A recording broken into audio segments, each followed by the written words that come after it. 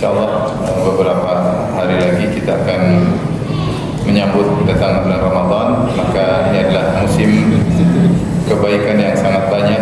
Kalau boleh saya katakan dengan bahasa saya, ini adalah musim Allah mengobrol ampunan, mengobrol pahala. Boleh kita katakan mengobrol surga, karena pada hari-hari tersebut mudah seorang untuk diampuni, mudah seorang untuk masuk surga, amal mudah diterima, kemudian juga doa mudah dikabulkan. Apalagi kita nantikan. Oleh karena datang dalam riwayat, kata Nabi SAW, kalau datang bulan Ramadan, futihat abwabul jannah, dibukakan pintu-pintu surga. Tidak ada satu pintu pun yang tertutup, semuanya terbuka. Isyarat bahwasanya bulan tersebut mudah untuk masuk surga. Demikian juga dalam riwayat yang lain, futihat abwabus sama, dibukakanlah pintu-pintu langit. Pintu-pintu langit terbuka, isyarat bahwasanya amal mudah diterima. Ya, karena amal diterima ke atas, sebagaimana firman Allah Subhanahu wa taala, ilaihi yas'adul kalimut thayyibu wal amalu shalihu yarfa'u, bahwasanya kata-kata yang baik diangkat oleh Allah Subhanahu wa taala menuju kepada Allah, dan amal saleh juga diangkat, yaitu diterima oleh Allah Subhanahu wa taala. Sebagaimana sabda Nabi sallallahu alaihi wasallam, salah satu lam turfa' lahu salatun fawqa ru'usihim shibran. Ada 3 orang yang amalnya tidak naik meninggalkan tubuhnya di atas kepalanya meskipun hanya sejengkal, yaitu tidak diterima. Jadi kalau amal diterima naik menembus pintu langit, diterima oleh Allah Subhanahu wa taala. Nah, pada bulan Ramadan futihat abwabus sama, pintu langit dibuka, menunjukkan amal mudah untuk diterima. Kita tahu amal tidak mudah diterima, artinya harus ada syarat-syaratnya, harus ikhlas, harus ittiba sesuai dengan sunnah Nabi sallallahu alaihi wasallam. Oleh karenanya para ulama atau para sholihin dahulu, mereka kalau beribadah mereka berdoa supaya amalnya diterima. Nah, bulan Ramadan amal mudah diterima. Amal mudah diterima. Karena amal mudah diterima dengan keberkahan, di antaranya karena dikerjakan di bulan Ramadan. Seperti sebenarnya menyebutkan, kalau orang sholat berjamaah di masjid, amalnya mudah diterima. Kenapa? Karena keberkahan jamaah. Keberkahan jamaah. Berbeda kalau dia sholat di rumah, mungkin tidak sebagaimana keberkahan ketika dia sholat berjamaah di masjid. Menurut saya, di bulan Ramadan, bulan berkah, pintu-pintu langit dibuka, maka amal mudah untuk diterima. Demikian juga di antara tafsiran futihat abwabus sama, dibuka pintu-pintu langit, maksudnya doa juga mudah dikabulkan. Oleh karenanya Ramadan selain syahrul Quran, selain bulan Al-Quran, juga ada syahrul doa, bulan untuk berdoa kepada Allah Subhanahu wa taala. Maka doa sangat mudah diterima oleh Allah Subhanahu wa taala, sangat mudah dikabulkan oleh Allah Subhanahu wa taala ketika bulan Ramadan. Makanya dikabulkan, di antara doa yang dikabulkan, doa shaimi hatta yuftir. Ya, doanya orang yang sedang berpuasa sampai dia berbuka. Berarti dia silakan dia berdoa karena mudah dikabulkan oleh Allah Subhanahu wa taala. Kemudian juga mudah untuk diampuni. Allah lagi obrol ampunan. Man qama ramadhana imanan wa ihtisaban ghufira lahu ma taqaddama min dhanbi. Siapa yang berpuasa di bulan Ramadan dengan penuh keimanan dan pengharapan, diampuni dosa yang telah lalu. Baik, salat malam juga. Man qama ramadhana imanan wa ihtisaban ghufira lahu ma taqaddama min dhanbi. Siapa yang salat malam di bulan Ramadan dengan penuh keimanan dan pengharapan, maka diampuni dosa-dosa yang telah lalu. Demikian juga man qama lailatul qadri imanan wa ihtisaban ghufira lahu ma taqaddama min dhanbi. Siapa yang menegakkan atau menghidupkan malam Lailatul Qadar dengan iman dan pengharapan, maka akan diampuni dosa-dosanya yang telah lalu. Maka bulan Ramadan adalah bulan ampunan. Kemudian bulan Ramadan adalah bulan bebas dari neraka jahanam. Karena Rasulullah SAW bersabda, "Wa kulliqat abwabun niran." Pada bulan Ramadan seluruh pintu-pintu neraka ditutup. Isyarat sebenarnya seorang tidak masuk neraka pada bulan tersebut. Karena pintu surga dibuka, pintu neraka itu berarti isyarat mudah untuk masuk surga. Makanya dalam hadis kata Nabi SAW, "Walillahi utaqa'u minan nar wa dzalika kullu lailah." Dan Allah mencatat hamba-hambanya setiap malam, hamba-hambanya ada yang dicatat bebas dari neraka jahanam. Entah berapa orang setiap malam Allah catat terbebas dari neraka jahanam. Maka seorang sejak malam pertama berusaha untuk beribadah dengan yang diridhoi oleh Allah. Siapa tahu sejak malam pertama dia sudah dicatat bebas dari neraka jahanam. Kalau dia tidak berhasil malam pertama, masih ada malam kedua. Tidak berhasil malam kedua, masih ada malam ketiga sampai malam 29 malam 30. Dan kalau dia sudah dicatat, distempel bebas dari neraka, dia pasti masuk surga. Dia pasti meraih husnul khatimah, pasti. Meskipun dalam kehidupannya mungkin dia melanggar maksiat, tapi ujung-ujungnya dia akan masuk surga dan dia akan husnul khatimah. Ini mirip seperti ketika Rasulullah menyebutkan jika seorang mendatangi istrinya mengucapkan doa Bismillah berlindung daripada godaan syaitan, maka jika Allah takdirkan dia punya anak akibat hubungan intim pada malam tersebut, lan yadurruhu asyaitan, maka syaitan tidak akan bisa beri mudarat kepada anaknya. Sebenarnya menafsirkan itu dia akan jadi anak saleh, meskipun mungkin diawali dengan kenakalan, tapi ujungnya dia akan menjadi anak saleh karena dia sudah tercatat bebas dari gangguan syaitan. Intinya ini bulan kesempatan untuk meraih akhirat sebanyak-banyaknya. Jadi kita bicara musim akhirat. Musim dunia sudah 11 bulan kita lewati. Sekarang musim akhirat. Maka seharusnya seorang yang orientasinya adalah akhirat, dia akan berusaha optimal semaksimal mungkin untuk bisa mendapat keuntungan sebanyak-banyaknya. Tentunya perlu persiapan, tentunya perlu planning ya, sebagaimana kita kalau urusan dunia kita persiapan, kita planning, kita evaluasi, maka untuk urusan akhirat tentu harusnya kita lebih semangat. Nah, pada kesempatan kali ini saya akan menyebutkan beberapa kiat-kiat agar kita bisa lebih optimal di bulan Ramadan. Yang pertama, ikhwan dan akhwat yang dirahmati oleh Allah Subhanahu wa taala, jangan lupa sebelum mulai sekarang kita bertobat dari dosa-dosa yang kita lakukan, terutama dosa-dosa yang selalu menyertai kita yang belum kita bisa tinggalkan. Kapan lagi kita mau bertobat? Yang masih suka nonton film Korea, bertobat. Sudah berhenti.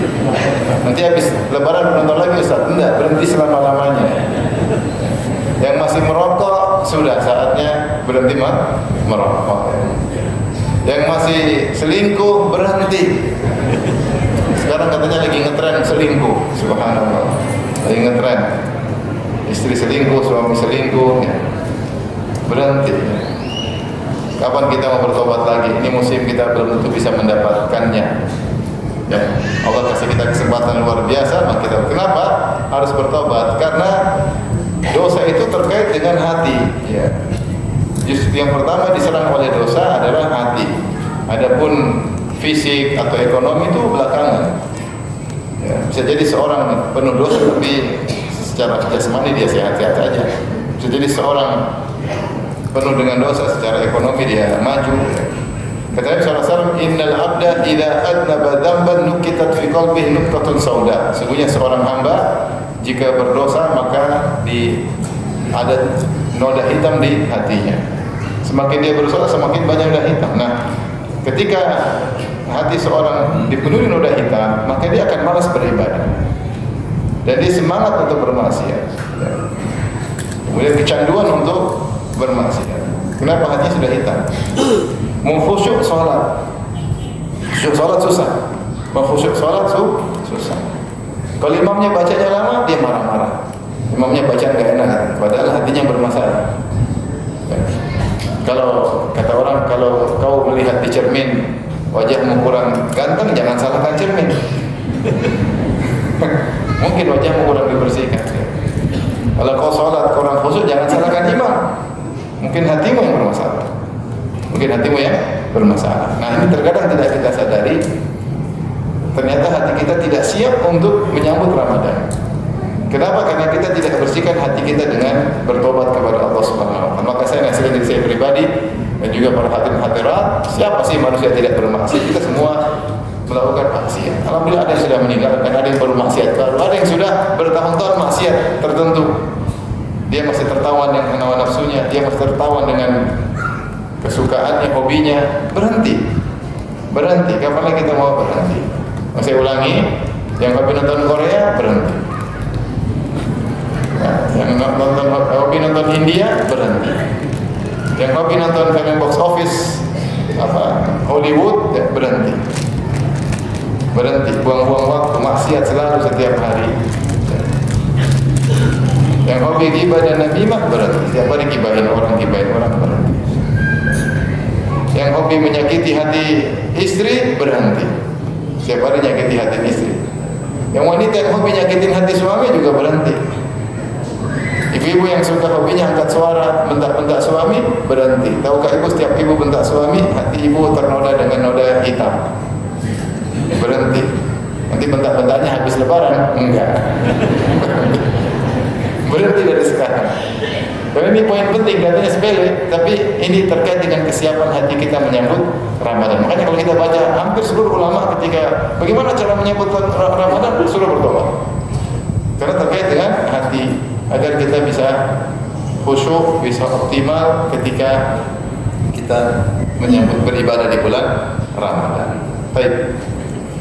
Ini kiat pertama yang sangat penting. Yang kedua,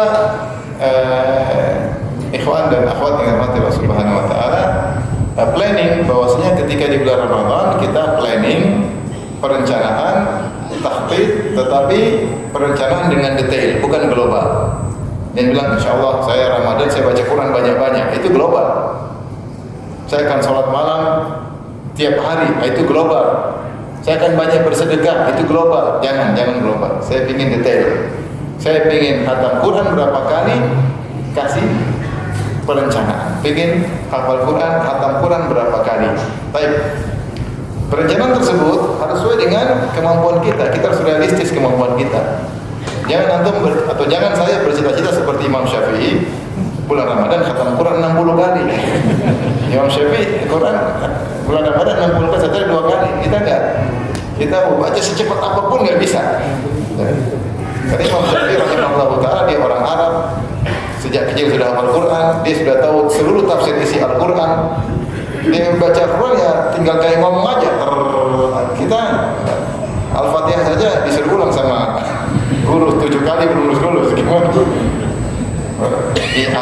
Inna a'tayna Quran. A'tayna Quran. Bagaimana mengkhatam Quran sebulan 60 kali ya? Maksud saya ketika kita membuat perencanaan yang logis. Saya sebagai pekerja, saya masuk dari jam 8 sampai sore, waktu saya cuma sedikit, maka saya khatam 2 kali. Oke, enggak apa-apa. Yang penting engkau benar-benar komitmen dengan planning yang kau letakkan. Nah, kita juga bukan untuk bangga-bangga. Saya 10 kali, 7 kali khatam, 5 kali khatam, enggak. Kita antara kita dengan Allah Subhanahu wa taala. Apa yang Allah wajibkan bagi saya tidak seperti antum. Ya. Saya mungkin lebih banyak baca Quran ya, antum mungkin kurang karena kita kerjaan beda-beda ya. Kalau saya bulan Ramadan saya kabur ke Masjid Nabawi ya sudah. Antum mau kabur duit nggak ada, gimana mau kabur? Makanya maksud saya beda satu dengan yang lainnya. Oleh karenanya kita ketika membuat planning yang logis, ya logis, tapi kita komitmen. Kalau memang kita ingin khatam 2 kali, berarti sehari saya harus baca 2 juz. Nah, bagaimana cara 2 juz harus kita tentukan. Jadi harus planning yang detail. Oleh karenanya keberhasilan bukanlah hanya meletakkan tujuan, goalnya bagaimana, tetapi keberhasilan itu bagaimana kita meletakkan tujuan dan bagaimana cara mencapai tujuan tersebut. Planningnya bukan target, tetapi bagaimana mencapai target tersebut harus kita tulis secara detail. Benar-benar kita tulis target. Masing-masing kita punya target. Ada target baca Quran misalnya. Ada target sedekah. Antum lihat, antum gajinya berapa? Nah, pada bulan Ramadan saya ingin sedekah sekian. Benar-benar target. Kalau kebetulan gaji antum 100 juta, target bisa banyak. Tapi kalau gaji cuma 2 juta, itu target agak repot. Tapi ya target, saya ingin sedekah setiap hari. Ya, kalau kita diberi rezeki banyak, kita bisa banyak target.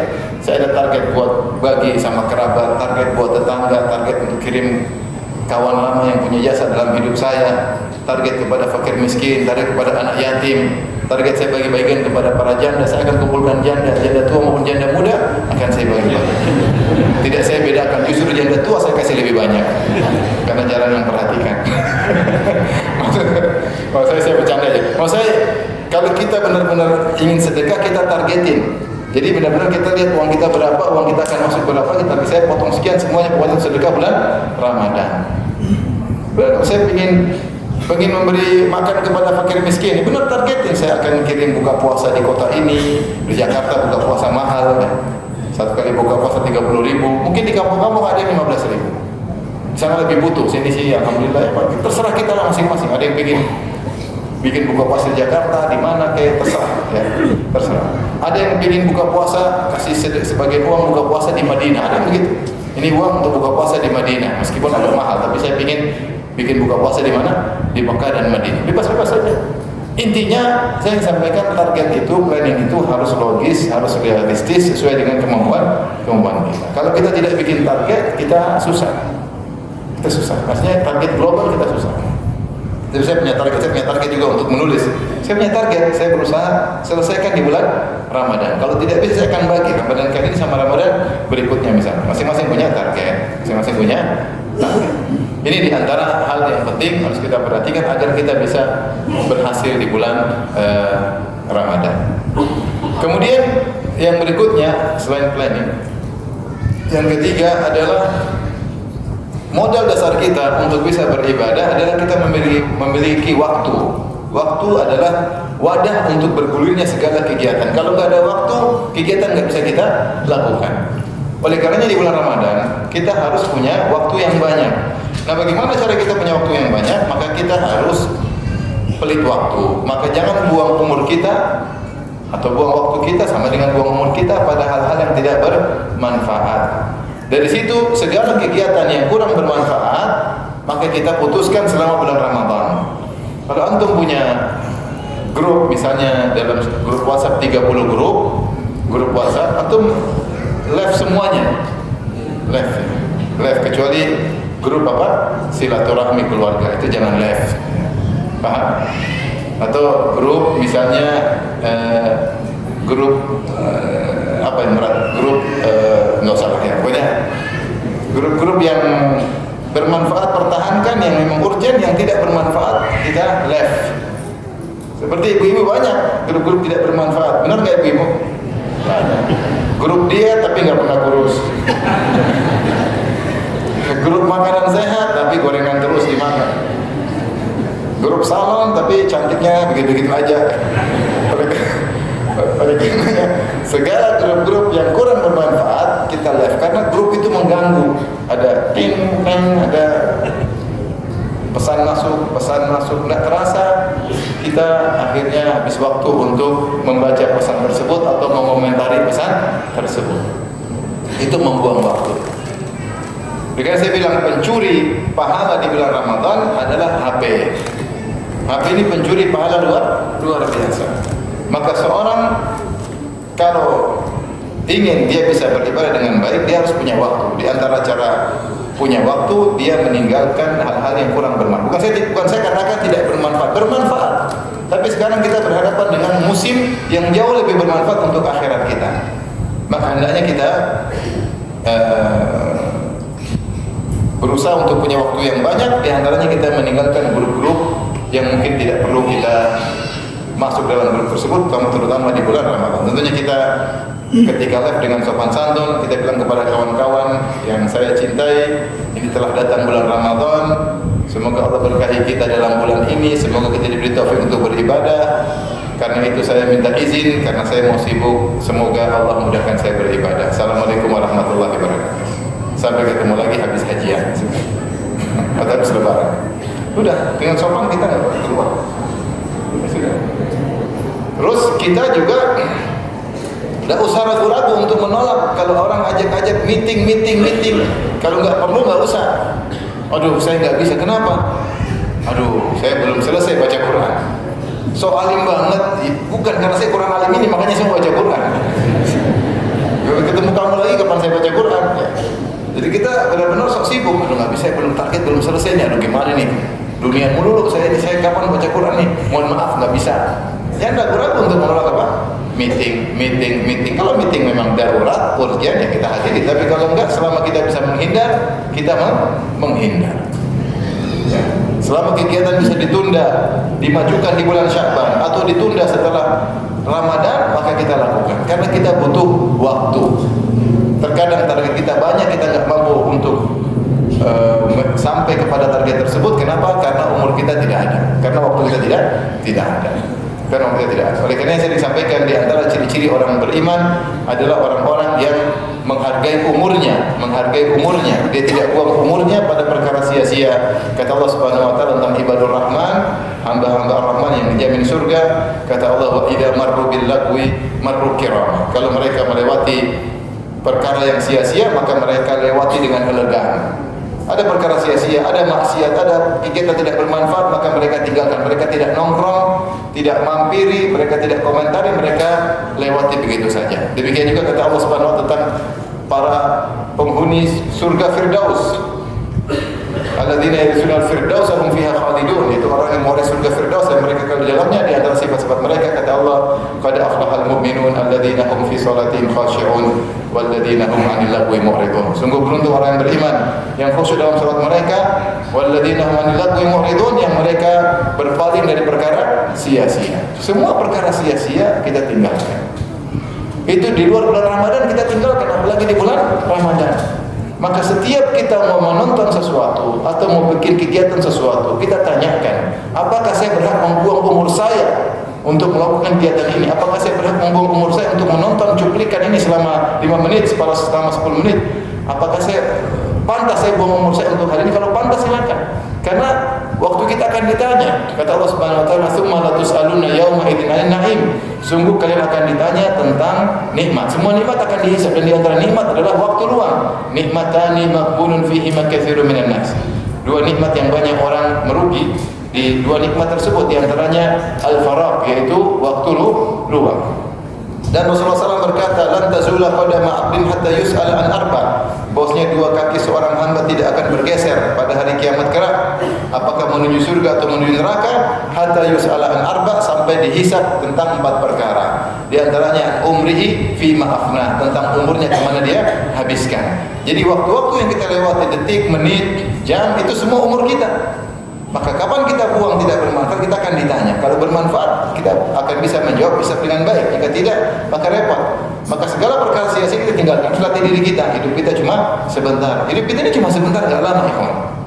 Kita tidak seperti orang-orang Arab yang umurnya 80, 90 tahun, 100 tahun. Kita 60, 70 tewas. Kadang sebelum 60 udah pada tewas banyak. Kenapa? Kita adalah pencinta gorengan. Pencinta gorengan, santan, semua yang perokok. Banyak orang perokok, kalau nggak perokok pencinta gorengan, suka begadang, tiap hari menghirup aroma asap kendaraan. Gimana nggak cepat mati? Maksudnya gaya hidup kita bukan gaya hidup sehat. Oleh karenanya umur kita yang sedikit ini jangan kita buang-buang, Ya kita lihat ada orang Arab umur 60, 65, 70 masih seger. Sementara kita pulang tanah air 60 sudah hampir masuk ke liang lahat. Jadi beda-beda. Makanya umur kita semakin sedikit. Nah, kalau umur kita sedikit, jangan kita buang. Jangan kita buang-buang. Kita susah hidup olahraga teratur susah, makan sehat susah, ya. Hidup dengan tekanan. Apa kata orang? Ini secara sebab, ya. Orang yang cepat mati itu apa? Yang hidup dalam tekanan. Hidup dalam tekanan, tingkat stres tinggi, berturut-turut, dia mudah mati. Karena hati dia tertekan. Nanti kalau sudah tertekan, kesehatannya terganggu. Yang sebagian orang tertekan, ditekan sama istri, ditekan sama suami, ditekan sama bos, ditekan sama kehidupan, ditekan sama sekolah, anak-anak belum bayar SPP, berat. Maksudnya ingin sampaikan bahwa hidup dia tidak seperti yang lain-lain. Oleh karenanya jangan kita buang-buang umur kita. Maka sungguh hal yang aneh, ada orang yang olahraga supaya bisa panjang umur, tapi ketika Allah kasih dia panjang umur, dia buang-buang umurnya untuk yang tidak bermanfaat. Maka terutama di bulan Ramadan, setiap kita beraktivitas tanya, pantaskah saya beraktivitas di bulan-bulan Ramadan, di bulan hari-hari bulan Ramadan yang kata Allah ayyaman ma'dudat, hanya hari-hari berbilang, isyarat hari tersebut cuma sebentar, yang setiap detik sangat bermanfaat untuk nasib kita di alam barzakh. Pantaskah saya buang 5 menit saya untuk kegiatan seperti ini? Kalau pantas silakan, kalau enggak pantas berhenti. Cari kesibukan yang bermanfaat, entah ngobrol sama istri menyenangkan hatinya, entah telepon orang tua berbakti sama orang tua, entah telepon ponakan yang silaturahmi, entah main sama tetangga untuk menunaikan hak tetangga. Yang penting jangan buang-buang waktu, entah dengar kajian. Karena kalau kita nggak punya waktu, kita nggak bisa beribadah. Ibadah itu harus ada wadahnya. Kegiatan wadah kegiatan adalah waktu, karena kegiatan kita bergulir di atas wadah namanya waktu atau umur. Maka kita harus perbaiki mindset kita. Kita tahu bahwasanya setiap detik itu umur kita. Setiap detik adalah umur kita. Nah, mau dikemanakan umur ini? Mau kita buang? Dan setiap umur yang kita gunakan akan ditanya oleh Allah Subhanahu wa taala. Pasti ditanya. Antum duduk 5 menit lihat berita. Antum enggak ditanya-tanya, malaikat catat. Si Pak Ijo sedang menonton berita pembunuhan selama 5 menit, catat. Malaikat catat. Nanti akan ada tanggung jawab. Si Pak Ijo sedang nonton berita ijazah 10 menit. 5 menit kemudian dia ganti dengan berita olahraga. 5 menit kemudian kembali lagi ijazah berikutnya. Besok dia lihat lagi berita ijazah, berita yang sama diulangi lagi, murojaah, dicatat sama mereka. Habis umur. Terus kapan kita baca Quran? Kapan kita mau sholat? Kapan kita mau tadabbur Quran? Kapan menuntut ilmu? Habis umur. Benar tidak? Oleh karena ikhwan, kalau mau berhasil dalam Ramadan harus pelit umur, harus pelit waktu, harus pelit umur. Sok sibuk, biarin orang bilang sok sibuk, biarin aja. Kapan lagi saya mau dapat obrolan? Coba obrolan ampunan, obrolan surga. Obrolan apa tadi? Doa mudah dikabulkan, obrolan amalan mudah diterima, obrolan bebas dari api neraka jahanam. Allah mengobrol pada bulan. Ini bahasa mungkin kurang sopan, tapi saya boleh bahasakan seperti itu. Allah kasih pahala yang banyak, berlipat-lipat ganda. Obrolan semua di bulan Ramadan. Gebiar pahala kalau bahasa kita. Gebiar pahala. Baik. Oleh karenanya harus kita hemat-hemat waktu. Baik, makanya di antara bentuk agar kita punya waktu yang cukup, kita harus mengkondisikan seperti kalau bisa segala kegiatan kita selesaikan sebelum Ramadan itu bagus. Kalau bisa, kalau nggak bisa ya sudah. Kita berusaha selesaikan sebelum 10 hari terakhir. Karena 10 hari terakhir adalah waktu yang lebih spesial lagi. Kita harus lebih lagi pelit sama waktu. Maka kita selesaikan, kalau sebelum Ramadan bisa selesaikan, kalau nggak bisa di awal Ramadan segera kita selesaikan. Kalau ada yang bisa belanjain, masukkan ke freezer. Yang bisa disimpan, kalau bisa belanja di pasar sekali, 2 kali sudah. Kita agar waktu kita banyak, kita nggak usah bolak-balik ke pasar. Beli apa kayak daging masukkan freezer, beli udang masukkan freezer. Itu kalau kita punya freezer. Kalau nggak punya sudah. Yang miskin dia beli tiap hari sudah. Ini saya bicara yang memungkinkan seorang untuk bisa memanage waktunya sehingga waktunya bermanfaat. Mau beli baju baru, baju lebaran, jangan beli 10 hari terakhir. Beli baju lebaran sebelum 10 hari terakhir. Sudah beli baju, datang sekali ke mall atau ke toko atau lihat di di jual online. Lihat kamu suka pesan, sudah jangan tutup, jangan dibuka-buka kecuali hari lebaran. Karena nanti kalau kita sibuk ini lihat sana lihat sini, habis umur. Habis. Ibu-ibu juga kalau masak jangan terlalu bermacam-macam ya. Masak 1 hari 2 jam 3 jam habis waktu buat apa? Masak. Menu buka puasa hari ini gorengan 5 macam. 1 2. Terus kolak 2 macam. Kemudian makanan 2 macam. Ya habis waktu ngurus seperti itu. Bahkan saya bilang kalau punya uang enggak usah masak, Gojek tiap hari, GoFood. Hari ini besok ini, biasanya hemat waktu, tinggal nunggu datang, sibuk baca Quran. Ya. Kalau masak makanya jangan. Ini waktu untuk gidaul arwah, bukan gidaul ajza. Ini Ramadan adalah kita untuk memberi nutrisi kepada ruh kita, bukan kepada jasad kita. Jasad kita sudah 11 bulan kita kasih nutrisi kebanyakan. Sekarang kita nutrisi apa? Jiwa. Maka silakan menyenangkan keluarga, makan enak, tapi maksudnya jangan sampai tiap hari habis waktu kita untuk masak berlama-lama. Masak yang perlu, yang oke, yang buka puasa sama sahur. Tapi ini diantara kita menghemat waktu. Diantara kita menghemat waktu agar waktu kita bermanfaat. Tapi berikutnya, ikhwan dan akhwat yang dirahmati Allah Subhanahu wa taala, agar kita bisa lebih optimal di bulan Ramadan. Ingat, tujuan puasa adalah meraih ketakwaan. Kata Allah Subhanahu wa taala, "Ya ayyuhalladzina amanu kutiba 'alaikumus shiyamu kama kutiba 'alal ladzina min qablikum la'allakum tattaqun." Wahai orang-orang yang beriman, diwajibkan atas kalian berpuasa sebagaimana telah diwajibkan atas umat-umat sebelum kalian agar kalian bertakwa, bertakwa. Ayat ini Allah memberi faedah. Pertama, puasa bukanlah hal yang baru, bukan khusus buat kalian. Bahwasanya puasa sudah ada pada umat-umat apa? Sebelumnya. Jadi jangan kalian merasa berat karena umat-umat sebelum kalian juga berpuasa. Yang kedua, isyarat agar kalian bersaing, ya.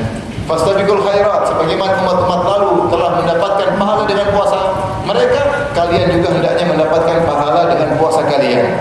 Maka bersaing dengan umat-umat sebelumnya. Ya, semangat. Yang ketiga, tujuan dari puasa la'allakum tattaqun, agar kalian bertakwa, Maka puasa ini sarana, ya, sarana untuk bertakwa. Di antaranya melatih diri untuk menahan makan, menahan minum, menahan dari syahwat. Padahal perkara-perkara tersebut perkara-perkara yang haram. Bukan hanya perkara yang halal asalnya, ini perkara halal. Makan, minum, syahwat perkara halal. Bahkan ini perkara bukan halal biasa, dia adalah kebutuhan primer. Kita butuh makan, butuh minum, butuh menyalurkan hasrat. Ini kebutuhan primer. Ini kebutuhan primer bisa kita tinggalkan karena Allah. Karena apa? Karena Allah. Apalagi yang tidak primer, apalagi yang maksiat. Sementara kebutuhan yang primer saja bisa kita tinggalkan. Itu mereka ketakwaan. Makanya setelah Allah sebutkan tentang ayat-ayat puasa dari 183 sampai 186 kalau tidak salah, pada ayat berikutnya yang 187 188 kata Allah, "Wala ta'kulu amwalakum bainakum bil batil wa tudlu biha ila al-hukam litakulu fariqan min amwalin nas bil itsmi wa antum ta'lamun." Kata Allah, janganlah kalian memakan harta kalian dengan cara yang haram. Setelah Allah sebutkan tentang puasa, karena kenapa? Ketika puasa kita bisa meninggalkan makanan yang halal. Karena Allah Subhanahu wa taala, padahal halal, minuman yang halal, syahwat yang halal. Maka setelah itu Allah sebutkan, kalau begitu jangan kalian makan yang haram. Karena yang halal saja bisa kalian tinggalkan, apalagi yang haram, memakan harta saudara. Wala ta'kulu amwalakum bainakum bil batil. Jangan kalian makan harta kalian di antara kalian dengan cara kebatilan. Waktu dulu biha ilal hukam, atau kalian pergi bawa ke mahkamah karena kalian sudah main belakang dengan hakim, dengan pengacara, dengan jaksa, kalian bisa ambil harta orang. Ini kalau bilang nggak boleh. Padahal kalian tahu kalian bersalah. Bagaimana kalian mau makan harta haram sementara bulan Ramadan harta yang halal saja bisa kalian tinggalkan? Maka ini adalah bukti dari ketakwaan. Fungsi kita berpuasa agar kita meraih ketakwaan. Oleh karenanya siapa yang berpuasa ternyata dia tidak bertakwa dalam puasanya, maka dia hanya menempuh sarana namun tidak mencapai apa? Tujuan. Ketika itu sarananya tidak bermanfaat. Ketika itu sarananya dianggap gagal. Makanya Rasulullah SAW bersabda, "Ruba shaimin laisa lahu min siyami ilal ju' wal atash." Betapa banyak orang berpuasa dia tidak meraih dari puasanya kecuali lapar dan dahaga. Kenapa dia bermaksiat ketika berpuasa? Dia bermaksiat sehingga sarana dia tidak dianggap oleh Allah. Meskipun dia lapar, dia haus, kenapa takwa tidak dia capai? Rasulullah SAW bersabda, "Man lam yada' qaula zur wal jahla wal amala bihi, falaysa lillahi hajatun fi ayyadi at'ama wa syarabahu." Siapa yang ketika berpuasa tetap berdusta, tetap ngibulin orang, ya, maka Allah tidak butuh dengan lapar dan dahaga, tidak perlu. Maka hati-hati. Ya. Maka tujuan dari berpuasa adalah untuk meraih ketakwaan. Dari sini, ikhwan dan akhwat yang mati Allah Subhanahu wa taala, ketika seorang berpuasa, dia juga harus berpuasa matanya, telinganya, lisannya, bahkan saya boleh tambah hatinya. Kata Jabir bin Abdullah radhiyallahu taala anhu, "Idza sumta," kalau kau sedang berpuasa, "falyasum sam'uka wa basaruka wa lisanuka." Hendaknya kau mulutmu, matamu juga puasa, telingamu juga puasa, lisanmu juga puasa. Maka hati-hati jangan memandang yang haram. Kalau kita puasa memandang yang haram, maka pahala kita akan hilang. Maka saya sudah sebutkan tadi, di antara pencuri pahala adalah HP. Hati-hati buka HP. Kapan kita buka HP kita lihat yang haram, maka pahala puasa kita berkurang. Kena roaming. Tergantung yang dilihat. Terkadang roaming lokal, kadang interlokal, kadang roaming internasional. Ngeri. Sayang, kita sudah lapar, sudah dahaga, terus kita lihat kena roaming, pahala kita berkurang. Sama, kita dengar ghibah, namimah, maki-maki, akhirnya pahala kita berkurang. Sayang. Oleh karenanya hati-hati dalam bertaamul, berinteraksi dengan gadget. Hati-hati di bulan Ramadan. Ini adalah pencuri pahala yang luar biasa. Seorang bisa saja puasa namun tidak dapat pahala sama sekali. Bahkan kalau saya boleh tambah, hendaknya hatimu juga berpuasa. Kapan hatimu mulai hasad, bilang enggak, saya enggak mau hasad. Lawan itu hasad. Ngapain saya hasad sama dia? Kalau saya hasad sama dia, saya rugi sendiri. Ada orang istrinya cantik, kenapa saya hasad? Saya lebih ganteng dari dia, kok istrinya lebih cantik? Apa urusanmu? Kau cari lagi lah kalau mau. Kau hasad sama dia. Emang karena kalau kau hasad, kau hanya menyiksa dirimu sendiri. Yang istri cantik kita bahagia, kau sendiri yang tersiksa. Ada orang istri cantik, kenapa kau yang sengsara? Hasad sama orang kaya, ada yang kaya, kenapa dia kaya? Akhirnya kita gelisah sendiri. Ngapain saya hasad? Saya protes kepada keputusan Allah dan saya sendiri yang menderita. Ada kawan kita kawin lagi, kenapa kau hasad? Kalau kau mau ya silakan nekat kalau mau cari masalah. Maksud saya, bahkan hati kita puasa, lagi hasad kita bilang auzubillah, tidak saya mau. Karena hasad pasti melintas, tidak ada jasad yang lepas dari hasad. Kata sebagai perkataan Ibnu Taimiyah rahimahullah taala, ya la yakhlu jasadun min hasad. Jasad pasti kena hasad.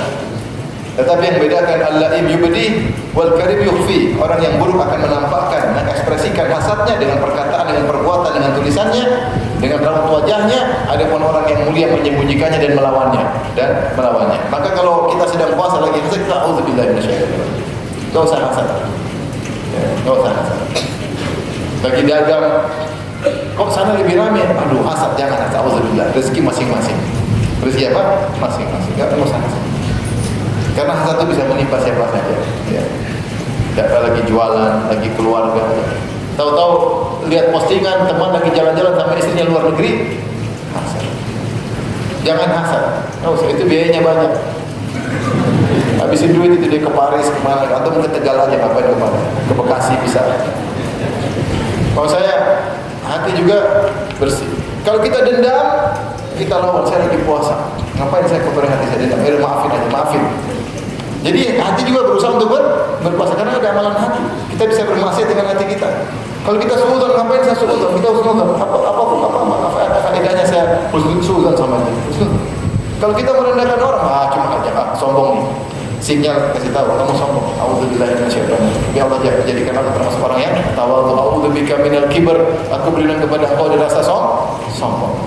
Karena kita lihat otomatis merendahkan orang, lihat orang, kok saya merendahkan orang? Ada kesombongan dalam hati saya. Maka kita peka terhadap hati kita. Jadi yang puasa, mata kita, telinga kita, lisan kita, kita mau ngomongin orang tahan, mau gibahin orang. Ini gibah bukannya gibah, udah nggak usah jadi ngomong. Tadi kau ngomong apa? Enggak. Ngomong apa? Bilang aja, enggak. Ini gibah, nggak boleh. Dosa pahala puasanya hilang. Sebenarnya Allah mengatakan siapa yang gibah, puasanya batal. Bukan cuma pahalanya yang batal, puasanya batal. Dia harus qadha. Sebagian ulama berpendapat demikian. Namun yang benar, yang batal cuma puasanya. Pahalanya. Adapun puasanya tidak ada. Oleh karena itu, kawan, maka seorang ketika berpuasa, dia harus tahu bahwa tujuan puasa adalah meraih ketakwaan. Maka nasihat saya kepada para ibu-ibu, berusaha merubah diri. Saya berpuasa untuk takwa, latih untuk taat sama suami, latih untuk menerima keputusan suami, latih untuk tidak angkat suara di hadapan suami. Terkait dengan bagaimana ketakwaan seorang wanita terhadap suaminya di hadapan Allah Subhanahu wa taala. Dia berusaha melatih dirinya mumpung bulan Ramadan. Hati dia bersihkan, mata dia bersihkan, lisannya dia bersihkan, telinganya dia bersihkan. Apa kata Jabir bin Abdullah? Wala taj'al yauma shaumika wa yauma fitrika sawa'an. Jangan kau jadikan hari puasamu sama seperti hari tidak puasa. Jangan samakan hari tidak puasa beda. Sekarang puasa kita harus mengagungkan bulan Ramadan, kita mengagungkan puasa kita. Makanya Rasulullah SAW melarang kalau ada orang ngajak kita berantem, kita jangan gubris. Kata Nabi SAW, fa idza kana yaumu siyami ahadikum fala yarfas wala yazkhab wala yajhal. Kalau kalian sedang berpuasa, jangan berkata-kata kotor, jangan melakukan hal yang bodoh yang tidak pantas bagi seorang yang berwibawa, seorang mukmin. Jangan melakukan yang bodoh, teriak sana teriak sini, kerjaan yang enggak ada kerjaan, jalan sana jalan kemari, perbuatan bodoh. teriak-teriak, wala yaskhab wala yajhar. Ya. Wa in sabahu ahadun, kalau ada orang mencaci maki dia, falyaqul inni mur'un shaim, katakan saya sedang puasa. Jangan dipublisi, jangan dilayani, ya, jangan, biarin aja. Saya ingin puasa saya maksimal. Saya ingin saya dapat pahala dari puasa saya. Oleh karenanya ini perkara yang sangat penting, bahwasanya tujuan berpuasa adalah untuk mencapai ketakwaan. Kapan ketakwaan tidak kita raih, maka sarana tersebut tidak ada nilainya di sisi Allah Subhanahu wa taala. Ini mulai kita harus start dari sejak malam bulan Ramadan sampai akhir Ramadan. Sehingga kalau kita keluar dari bulan Ramadan, kita sudah terbiasa dengan amal-amal saleh. Baik. Berikutnya, ikhwan dan akhwat yang dirahmati Allah Subhanahu wa taala,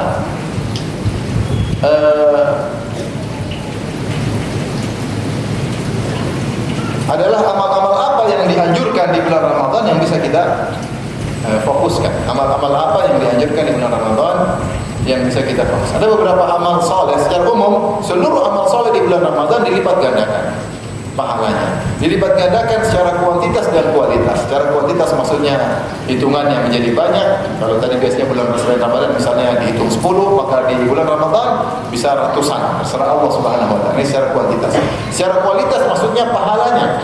Kalau pahalanya di bulan selain bulan Ramadan paling sekian, maka di bulan Ramadan semakin berlipat ganda secara kuantitas. Misalnya, gampangannya kalau di luar bulan Ramadan siapa yang melakukan ini dapat mobil Avanza, satu mobil, kuantitasnya satu mobil, satu unit mobil, mobilnya apa? Avanza. Mudah-mudahan tidak tersinggung yang punya Avanza. Sementara kalau di Ramadan dapat satu unit mobil, tetapi Lexus. Sama-sama semua. Ini berarti dilipat gandakan secara kualitas. Kalau kuantitas di luar bulan Ramadan dapat satu mobil, di luar Ramadan dapat 10 mobil misalnya. Itu beda antara kuantitas dengan apa? Kualitas. Nah, bulan Ramadan pahala dilipat gandakan secara kuantitas dan kualitas. Nah, secara umum perkara sunnah maupun perkara yang wajib. Namun di sana ada amalan-amalan yang spesifik, yang spesial, yang hendaknya diperhatikan di bulan Ramadan.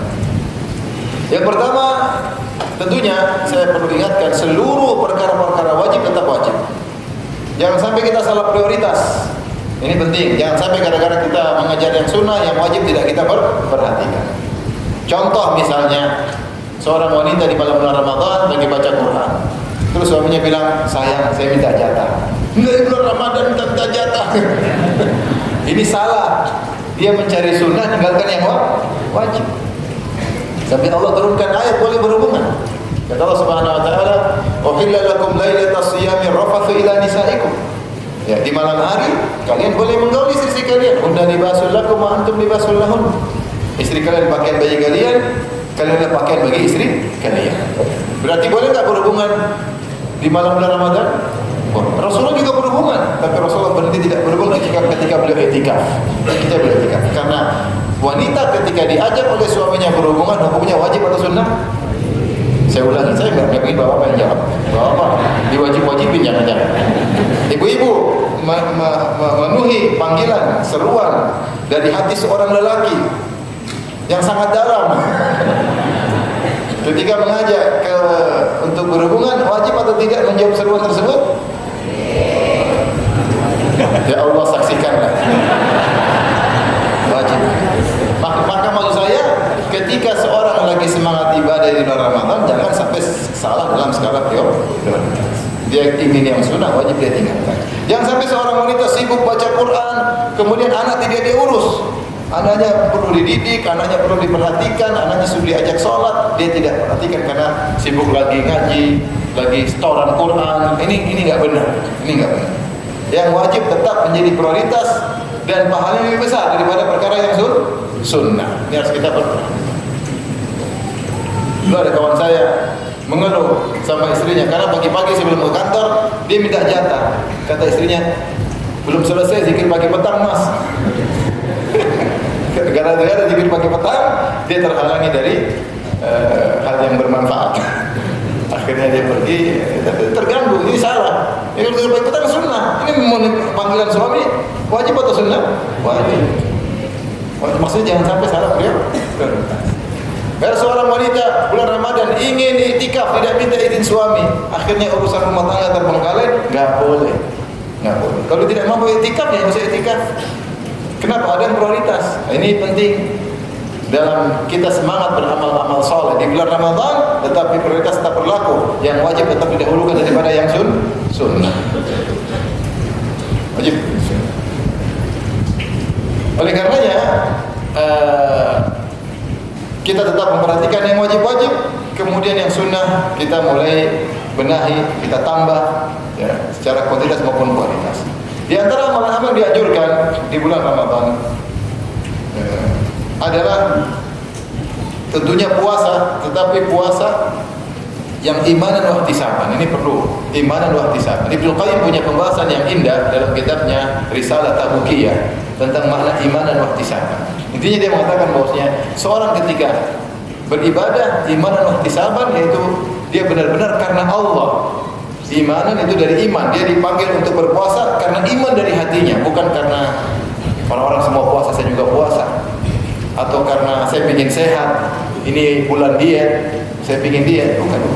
Itu urusan belakangan. Yang pertama, kau berpuasa karena iman, karena kau yakin ini perintah Allah, karena ini perintah Allah, syariat Allah Subhanahu wa taala. Bukan karena riya, bukan karena ingin dipuji, bukan. Ini dalam semua amalan, tetapi Rasulullah tekankan lagi di mengenai puasa. Karena puasa ini ada ujian-ujian. Maka imanan wa ihtisaban. Yang kedua ihtisab, yaitu berharap pahala. Bahwasanya kau berpuasa benar-benar mengharap pahala dari Allah. Bukan pengakuan orang, bukan sanjungan, bukan ingin bikin status, bukan. Dia benar-benar saya mengharap pahala dari Allah. Sebagian ulama disebutkan oleh Ibnu Hajar dalam Fathul Bari, namanya ihtisab, yaitu dia ketika berpuasa dengan semangat, bukan dengan aduh itu mengeluh namanya. Kamu sakit ditahan karena kau ihtisab. Ketika kau lapar, ini laparku ini adalah pahala. Laparku ini adalah pahala. Seperti ketika orang yang mengajari orang diet supaya kalau lapar dia nyaman. Ketika kau lapar berarti jangan kau mengeluh. Kenapa? Karena berat badanmu mulai turun. Sehingga dia lapar, dia santai aja. Ini saatnya ini. Berat badan saya tuh turun. Itu kalau duniawi. Kalau kita puasa lagi lapar lagi, inilah pahalanya di sini.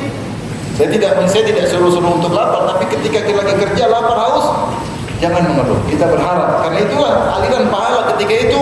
Karena memang Allah ingin kita lapar dan dahaga, karena Allah.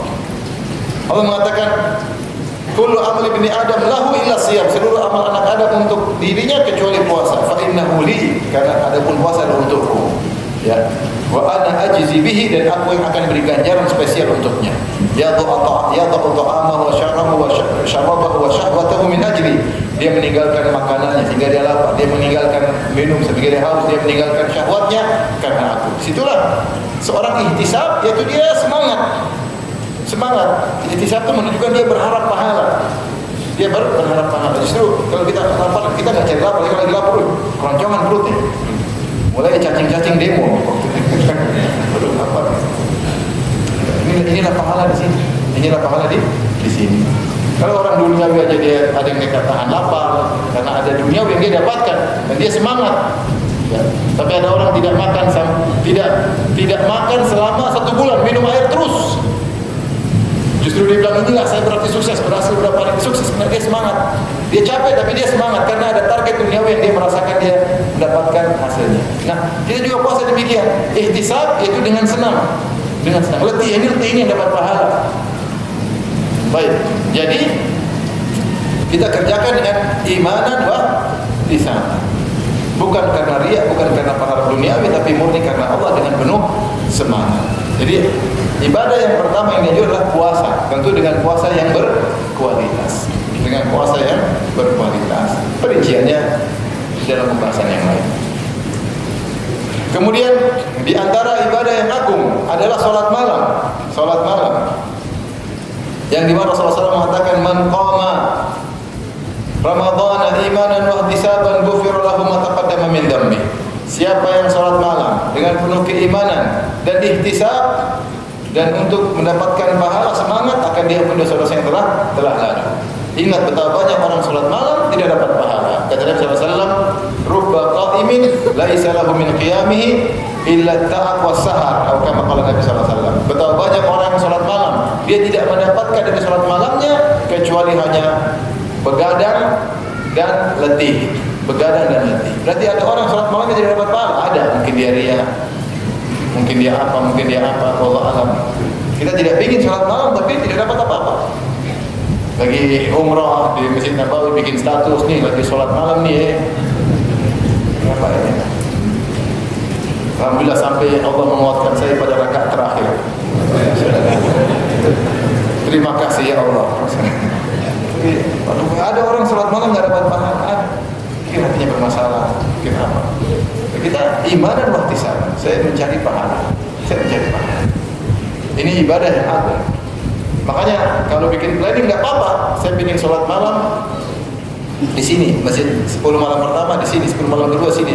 Untuk variatif misalnya, saya nyaman kalau ini, untuk ini.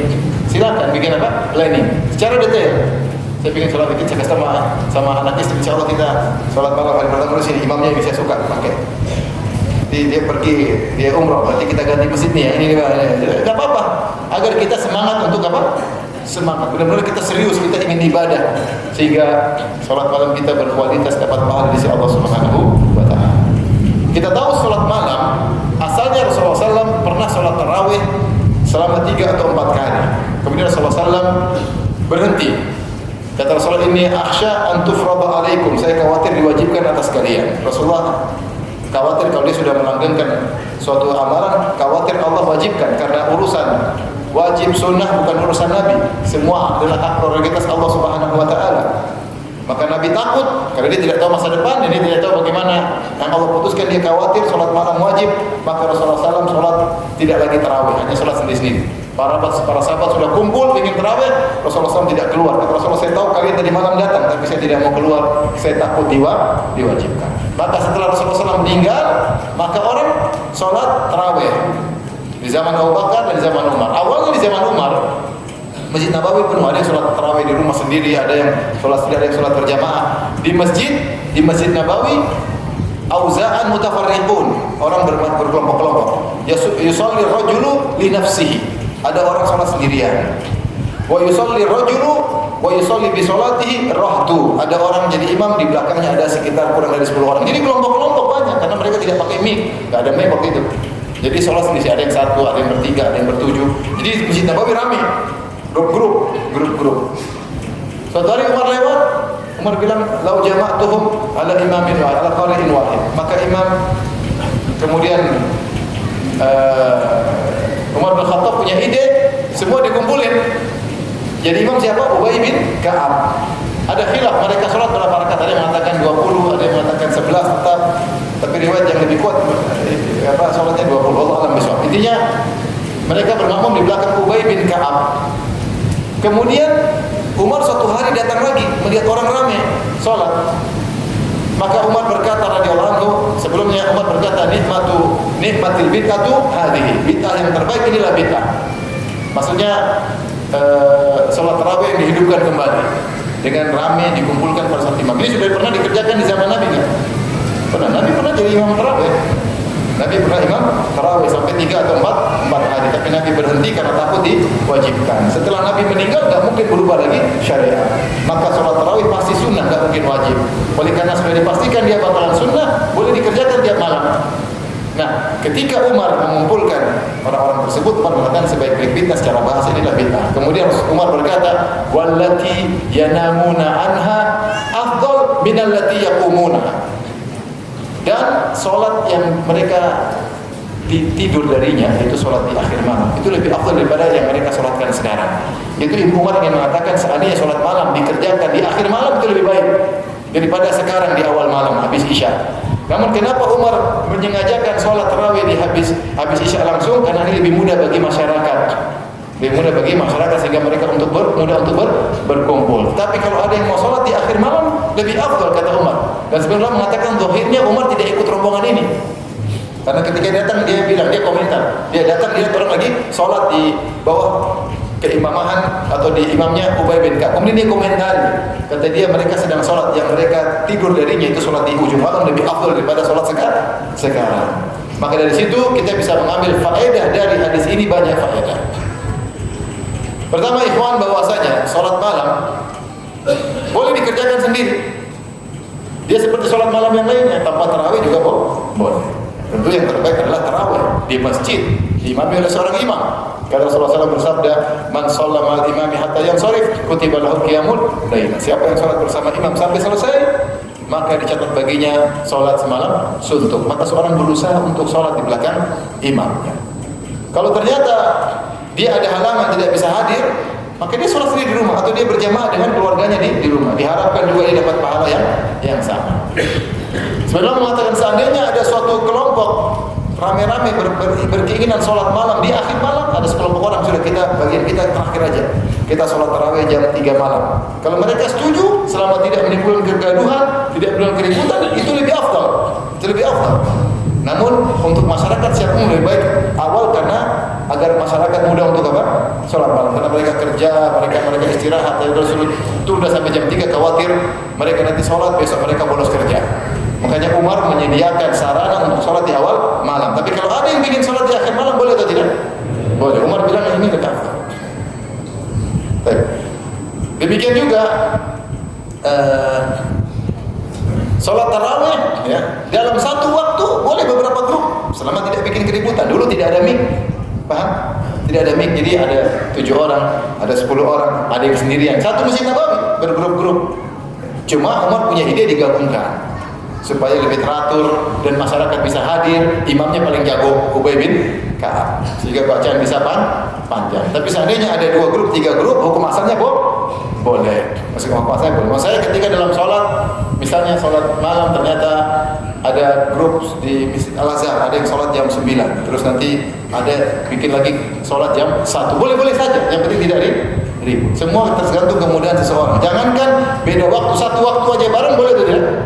Boleh. Tentu kalau sekarang tentu tidak bisa karena semua pakai mic. Dulu dalam satu waktu bareng beberapa jamaah boleh. Apalagi kalau beda waktu. Bisa sampai masih kita nggak usah khilaf. Oh, kenapa 2 kali ronde? Itu boleh-boleh saja. Yang penting jangan ribut. Yang penting jangan ribut, jangan lebih bagus kamu jelek awal. Bilang jelek Umar aja bikin sholat jamaah pertama. Lebih bagus yang terakhir. Ya memang Umar bilang yang terakhir, tapi Umar yang bikin yang dia koordinasi awal atau akhir. Boleh masing-masing orang. Kita awal terakhir bukan masalah saya lebih afdal, kamu lebih afdal, lebih baik enggak. Kita bilang yang mudah bagi masing-masing. Ada orang punya kesibukan, dia kalau sholat malam jam 3 tiap hari besok enggak kerja, anak-anak kelaparan. Ya udah dia sholat malam di awal, besoknya terserah. Jadi kalau misalnya masjid membuat fasilitas 2-3 kan terserah menurut saya.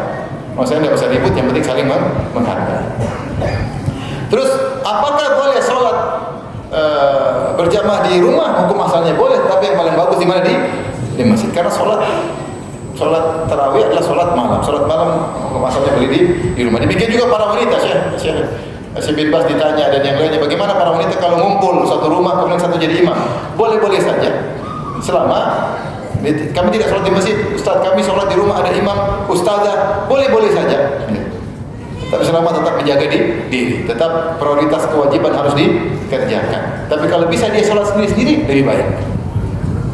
Wanita bisa sholat sendiri di rumah lebih afdal daripada dia kumpul ke rumah orang rame-rame. Tapi maksud saya ini semua cara. Yang penting jangan tinggalkan sholat malam. Yang terbaik sholat malam di masjid sebisa mungkin, keberkahan masjid, keberkahan jamaah, kemudian dapat pahala sholat semalam suntuk. Tapi seandainya ada halangan, maka kita boleh sholat begini, boleh begini. Yang penting sholat malam. Ya, baik. Ini salah satu ibadah yang agung, sholat malam. Baik. Demikian juga kalau seorang sholat malam di awal bersama imam, kemudian dia ingin lanjutkan, jadi sholat malam yang benar, hitungan rakaat tidak ada batasan. Rasulullah sholatul lail masna, sholat malam 2 rakaat. Sholat malam yang terbaik 11 rakaat jika dikerjakan panjang, sebagaimana Rasulullah SAW. Tetapi kalau lebih dari itu boleh, dengan syarat tidak boleh ada 2 witir dalam satu malam. La witrani fil lailah, tidak ada 2 witir dalam satu malam. Nah, kalau kita sholat bersama imam, terus kita ingin lanjut, ada 2 cara kata para ulama. Pertama, kita ikut witir bersama imam, terus kita pulang, kita sholat sendiri, tapi nggak boleh witir lagi. Rasulullah mengatakan la witrani fil lailah, tidak ada witir dalam satu malam. Ini nggak usah ulang witir. Cara kedua disebutin oleh para ulama seperti Tirmizi. Caranya kalau dia witir kita tambah 1 rakaat, jadi kita genapkan. Jadi kita ketika sholat witir kita bermakmum kepada orang witir, tapi kita niatnya bukan sholat witir, karena kita mau genapkan. Setelah itu kalau pulang ke rumah kita sholat lagi 2 rakaat, kemudian kita witir sendiri di rumah. Yang pertama lebih afdal, datang dalam sebagian sahabat melakukannya, dan lebih selamat daripada riya, lebih selamat daripada riya. Adapun kalau kedua, masya Allah kamu nggak witir ya? Saya mau lanjut lagi, khawatirnya, tapi boleh. Tapi boleh, khawatir. Maksudnya dua-duanya boleh. Ini cara untuk ingin supaya bisa sholat. Baik, kita lanjutkan. Di antara ibadah yang agung baca Quran. Baca Quran. Allah berfirman, "Syahrul Ramadan alladzi unzila fihi al-Quran." Bulan Ramadan yang Allah turunkan Al-Quran kepadanya. Berarti bulan Ramadan keterkaitan dengan bulan Al-Quran. Sampai Jibril alaihissalam sengaja datang untuk mengajari Nabi setiap malam di bulan Ramadan. Sebagai dalam hadis Ibnu Abbas radhiyallahu taala, ketika Jibril mengkhususkan waktu untuk ngajarin murojaah bersama Nabi, Nabi disuruh murojaah selama sebulan, menunjukkan Ramadan adalah bulan Al-Quran. Maka seorang berusaha menghatamkan Quran meskipun sekali. Maka dia target, saya khatam Quran. Kalau dia bisa 2 kali lebih dari itu, alhamdulillah. Ya.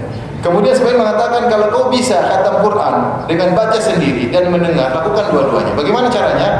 Kita baca Quran sendiri, yang satu kita mendengar, itu dengan sholat di masjid yang khatam Quran. Kita sholat tarawih terus di masjid sendiri. Jadi kita mendapat pahala baca Quran dari membaca sendiri, dari mendengar. Ya. Bahkan ada yang mengatakan bahwasanya sebagai pendapat ulama bahwasanya pahala orang mendengar seperti pahala orang yang membaca. Itu yang mengatakan pahala asal. Tentu ada bedanya, tapi intinya dia juga dapat pahala. Dan Allah berfirman, "Wa idza quri'a al-Qur'an fastami'u lahu wa ansitu la'allakum turhamun." Jika dibaca Quran, maka simaklah dan dengarlah la'allakum turhamun, semoga kalian dirahmati. Jadi kalau bisa cari masjid yang situ khatam Quran. Ini kalau bisa. Jadi satu hari satu juz. Latih diri, kuatkan diri. Satu hari satu juz dengan mendengar. Insya Allah kita dapat khatam baca sendiri sekali dan dapat khatam mendengar dengan sekali.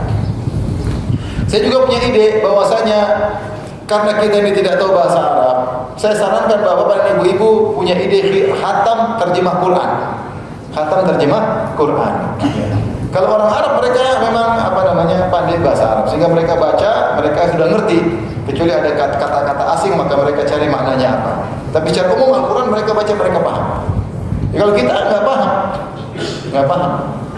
Kita cuma bahasa Arab, barakallahu fi, ahsanallahu ilaik, jazakallahu khair, apalagi fi amanillah, syukran wa iyyak, masyaallah. Ya, alhamdulillah bisa bahasa Arab masih sedikit. Tapi kalau sudah bicara nggak ngerti maksudnya apa. Alhamdulillah ya. Saya saja sering dibilang jazakillah khairan. Jazakillah itu buat perempuan sebenarnya, tapi sudah. Karena yang bilang ibu biasanya bilang apa? Jazakillah khairan. Baik, maksud saya kalau bisa kita khatam baca terjemah.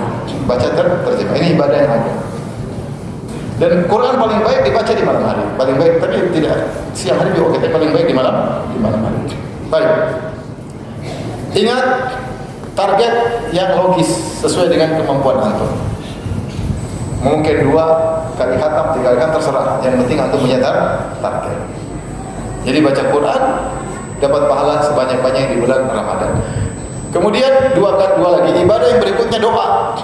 Doa adalah ibadah yang agung, sehingga Rasulullah mengatakan doa orang berpuasa dikabulkan. Terutama hina yuftir, ketika sedang berbuka. Secara umum orang sedang puasa dia berdoa saja, mau siang hari, pagi hari, sore hari, tapi paling afdal doa ketika akan berbuka. Ini waktu, saya bilang waktu premium bagi orang. Ada 2 waktu. Waktu premium tersebut adalah menjelang berbuka dan ketika sahur. Ini waktu premium tapi banyak dibuang-buang. Di antara waktu berbuka sibuk dengan makanan, sehingga lihat makanan, baca Quran sambil lihat makanan, gimana? Gak doa-doa, ngobrol ngarol ngidul untuk nunggu, gak buka-buka, ngobrol, habis waktu buat ngobrol. Maka kita harus serius ketika mau buka, kita ya namanya sekedarnya ketemu buka bersama, tapi jangan buang-buang apa? Buang-buang waktu. Ada waktu kita baca Quran, mungkin ada pengajian yang penting bermanfaat. Jangan sampai waktu habis untuk apa? Atau enggak tanya jawab tentang agama. Jadi jangan habis waktu. Padahal itu waktu premium. Jadi waktu premium sudah ada orang nunggu buka, nonton layangan lah, nonton balapan mobil lah, balapan motor lah, nonton film Korea lah, nonton. Habis waktu. Ini pada waktu premium. Waktu premium ketika seorang akan berbuka. Jangan ini waktu premium. Waktu premium yang terbuang juga ketika sahur. Sahur ya kita bangun, kalau kita bangun jam 3, azan setengah 5, atau kita bangun jam 4, karena masih ada waktu.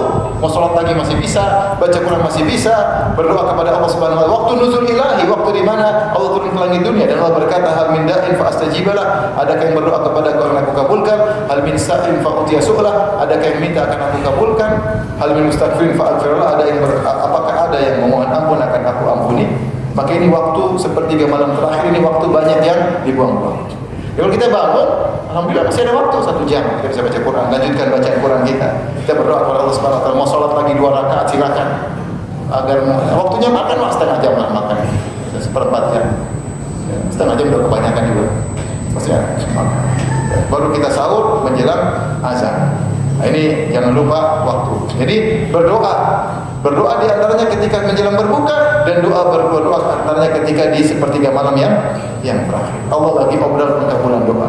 Berdoa kepada Allah Subhanahu wa taala. Tapi mungkin masih ada lagi ya? 1 lagi atau 2 lagi atau berapa lagi ya? Di antaranya it'amut ta'am, kalau punya uang bagi makanan. Az-Zuhri, seorang ulama tabi'in rahimahullah taala, ketika datang bulan Ramadan dia berdiri dan menyampaikan hadis. Dia mengatakan Ramadan syahrul Quran wa it'amut ta'am, bagi-bagi makanan. Oleh karenanya jangan lupa, man fattara sha'iman falahu mithlu ajri sha'imihi, mithlu ajri sha'im. Ghairu alla yanqusu min ajri sha'im syai'. Siapa yang beri bukaan kepada orang yang berpuasa, maka akan mendapatkan pahala orang yang berpuasa tanpa mengurangi pahala orang yang berpuasa. Maka kalau punya rezeki, bikin acara buka puasa. Mau undang keluarga, sekalian silaturahmi, oke. Mau kirim ke daerah-daerah susah, oke. Ya, agar kita dapat pahala, karena bulan Ramadan diantaranya adalah bulan membagi-bagi makanan. Ini dipraktikkan oleh para salaf. Terakhir adalah iktikaf.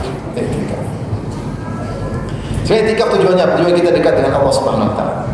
Semakin kita dekat dengan, mulai kita menghilangkan kegiatan kita dari manusia, kita sibuk untuk bertemu dengan Allah Subhanahu wa taala, sehingga kita berbanyak ke masjid. Sebenarnya pembahasan iktikaf panjang lebar, tapi waktunya tidak cukup, maka saya cuma sampaikan di sini saja. Semoga Allah beri taufik kepada kita semua bisa optimal dalam beribadah kepada Allah Subhanahu wa taala. Wallahu ta'ala bishawab. Kalau ada yang bertanya, saya persilahkan.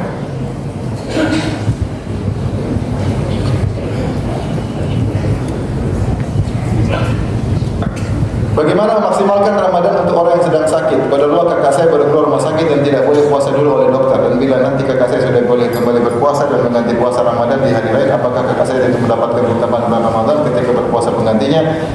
Semoga Allah mudahkan Ustaz menjawab pertanyaan. Insya Allah seorang yang terbiasa bulan Ramadan, kemudian dia tidak bisa berpuasa karena sakit, tetap diberi pahala seperti kebiasaannya. Kata Nabi SAW, idza maridal abdu aw safar kutiba lahu ma kana ya'malu muqiman shahihan. Jika seorang hamba sakit atau safar, tetap dicatat amalannya seperti yang biasa dia kerjakan. Jadi yang Allah nilai adalah kebiasaan seseorang.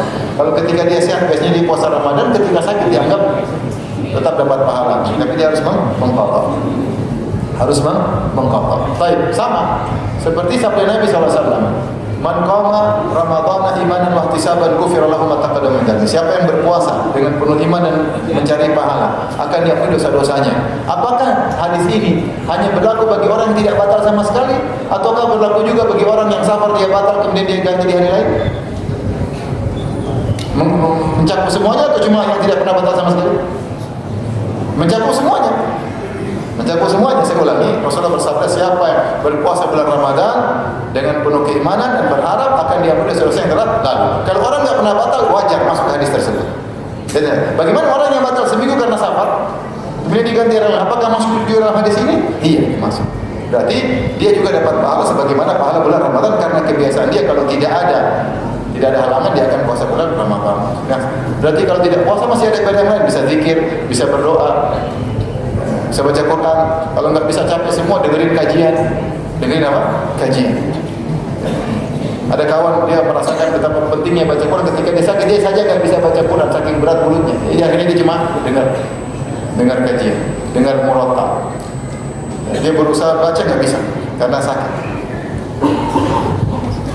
Apakah setiap mulai rakaat baru dalam salat tarawih dengan baca iftitah? Iya, baca iftitah, tapi kalau imamnya ternyata langsung baca Al-Fatihah, antum enggak usah baca iftitah, enggak mendengar. Tugas antum adalah mendengar. Tapi kalau antum salat sendiri baca iftitah. Karena yang benar iftitah terkait dengan masing-masing salat. Karena masing salat 2 rakaat berdiri sendiri, tidak terkait dengan yang lainnya. Kalau kita salat witir 3 rakaat, rakaat pertama terkait dengan rakaat kedua dan rakaat ketiga, satu paket. Makanya iftitah cuma sekali, bukan setiap rakaat. Karena 3 rakaat itu satu paket. Tetapi kalau kita salat tarawih 2 rakaat berdiri sendiri. Makanya kalau ada kita jadi makmum, ada yang sholat 11, kalau kita batal 2, bisa kita cuma sholat 8. Atau artinya maksud saya dia berdiri sendiri. Karena berdiri sendiri, maka setiap 2 rakaat ada 2 iftitahnya. Tapi kalau kita jadi makmum, imam langsung baca, alhamdulillah, udah kita jangan baca iftitah. Tugas kita mendengar.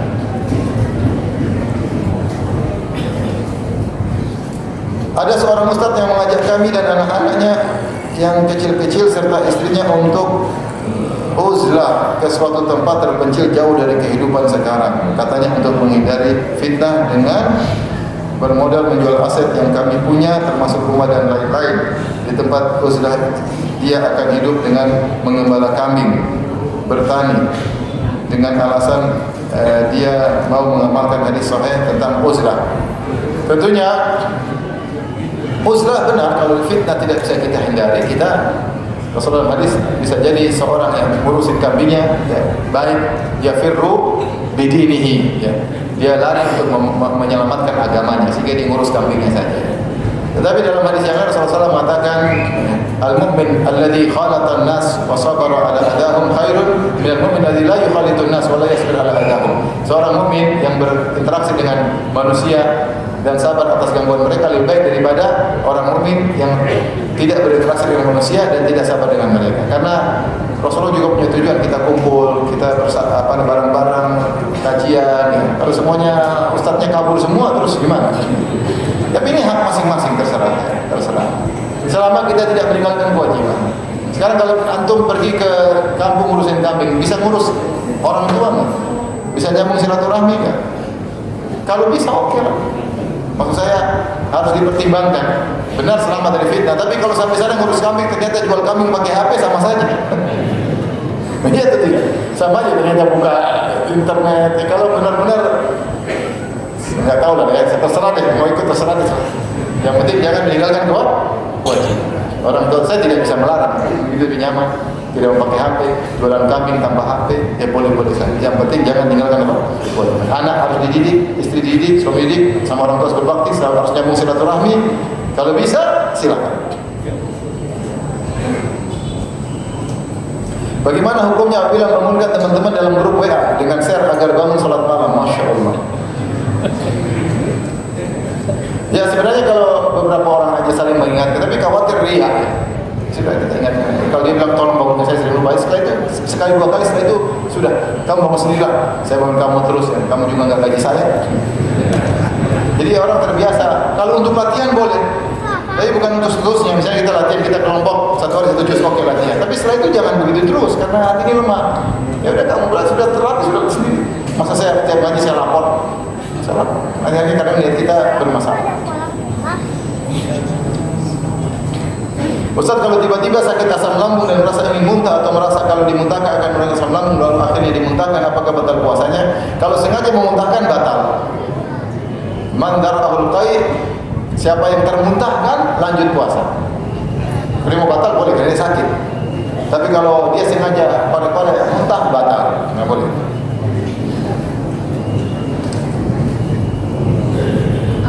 Mohon pencerahan istri saya, seorang ibu rumah tangga. Saya selalu mengingatkan istri saya untuk tidak menghabiskan waktunya menonton film.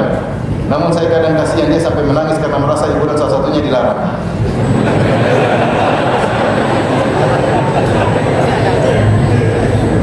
Kasih kegiatan apa sehingga dia lupa dari. Bilang, sayang bu, kamu udah kecanduan. Nonton film Korea bikin kecanduan. Nonton film apapun bikin kecanduan. Merokok kecanduan. Semuanya kalau berlebihan bikin apa? Kecanduan. Kecanduan itu bisa hilang kalau kamu paksa diri kamu 3 bulan tidak nonton Korea. Insya Allah hilang kecanduan tersebut. Paksa. Maka ketika 3 bulan kita kamu sepakat, sayang sepakat ya ini nggak bagus. Sampai bilang nggak bagus. Itu harus ribut dulu kalau gitu. Sampai kita dan dia sepakat bahwa kebiasaan nonton film Korea nggak bagus. Kalau sama-sama sepakat dan dia tahu itu tidak baik, maka kita menuju kepada kebaikan. Nggak bisa kita bilang udahlah kamu kalau gitu tiap hari nonton gantian, seminggu sekali nonton, dikurangi sampai berhenti. Karena kecanduan kadang tidak bisa langsung apa? Hilang. Udah sampai dikasih kesibukan apa kayak sehingga dia ada tertarik kesibukan. Kalau sudah 3 bulan nonton keterlaluan nggak ada lagi. Itu karena kecanduan. Jadi hati itu kan kalau maksiat ada sisanya, bukan hilang begitu saja. Sudah hilang masih ada sisanya. Sisanya itu pingin kembali lagi. Dia pingin merojak Korea. Kalau dia pingin benar-benar dia 3 bulan lupa, nggak bisa merojak. Karena nggak pernah merojak hilang. Tapi kalau dia ini pingin nonton lagi, semua masih seperti itu. Dan khawatirnya kalau kita sakratul maut itu kita khawatir. Saya sudah sering cerita, ada kemarin saya umrah sama seorang dokter anestesi, dia menangani orang-orang yang koma. Orang yang koma ada 2 model, Ustaz. Ada yang masih bisa ngomong, ada yang sudah nggak bisa ngomong. Entah dia pikir apa. Yang bisa ngomong itu pasti mengungkapkan kebiasaannya. Yang sering zikir dia zikir, yang sering bicara baik-baik, yang sering nonton film porno pun cerita di situ. Jadi itu terungkap perlu sebelum mati tuh. Iya. Kalau kita kebiasaan hati kita yang keluar, itu yang kita keluar. Bagi kita hati sama istri sama-sama berjuang. Dan ini HP, bang, dia bisa stres. Ganti, nonton ini Korea ganti di Upin dulu ya. Jadi kalau nggak bisa langsung ya terpaksa kita harus ada tahapan. Allah alam bisawab. Ini ada pertanyaan panjang banget, mau dibaca nggak ini? Mukadimahnya panjang. Saya baca terakhir, saya takut berdosa. Ustaz, awal pertanyaannya tidak terlalu sesuai tema. Namun karena Imlek tahun ini berdekatan dengan Ramadan, Anda ingin bertanya. Anda tinggal satu rumah dengan ibu mertua karena ayah mertua rahimahullah sudah meninggal dunia. Beliau masih keturunan Chinese. Setiap tahun kami diajak untuk datang ke rumah bos. Sudah bekerja 10 tahun sampai sekarang. Ke orang tua dan saudaranya untuk Imlek. Tahun ini atas izin Allah kami bilang tidak bisa lagi mengikuti Imlek. Jawaban beliau kita datang saja sekedar menghormati karena sudah diundang dan nggak enak kalau sampai nggak datang. Adapun pertanyaannya, bagaimana baiknya kami bersikap? Apakah kalau kami tak mengantarkan dan ikut masuk kami berdosa? Bagaimana jika cara menjelaskannya ke ibu mertua perihal Imlek ini? Bagaimana cara berinteraksi yang diperbolehkan dalam Islam terhadap orang yang beragama lain, khususnya orang tua dan bos dalam bekerja? Allah berfirman tentang ciri-ciri ibadur rahman, walladzina la yashhaduna az-zura, dan orang tidak pernah menghadiri az-zur. Sebagian ulama salaf mengatakan a'yadul kuffar, itu orang tidak pernah menghadiri perayaan-perayaan non muslim. Demikian wabillahi taufiq. Assalamualaikum warahmatullahi wabarakatuh.